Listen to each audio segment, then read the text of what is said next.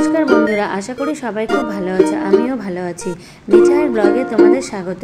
আজকে দেখো আমি আমার লাইফের আর একটা পার্ট নিয়ে চলে এসেছি, তোমাদের সাথে শেয়ার করব। এই যে মিঠাই রানী ছোটোবেলা থেকেই যখনই ওর বাবা বাজার থেকে সবজি নিয়ে আসে, ও আমাকে সবজিগুলো হাতে সাথে গুছিয়ে দেয়।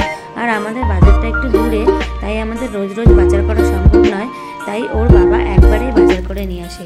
মিঠাই, তুমি হাই করো তো। তুমি কি গোছাচ্ছ? সবজি। কি সবজি? পটল আলু। পটল আলু, আচ্ছা ঠিক আছে। এবার দেখো, এই সবজিগুলোকে সব সুন্দর করে একটা একটা করে আলাদা আলাদা প্যাকেটে ভরে দেবে এবং প্রত্যেকটা সবজিরও আলাদা আলাদা নাম জানে। তো আমি ভাবলাম যে এই সুন্দর মুহূর্তটা তোমাদের সাথে শেয়ার করি, তাই আমি এই সুন্দর মুহূর্তটা ক্যামেরাবন্দি করে রাখলাম।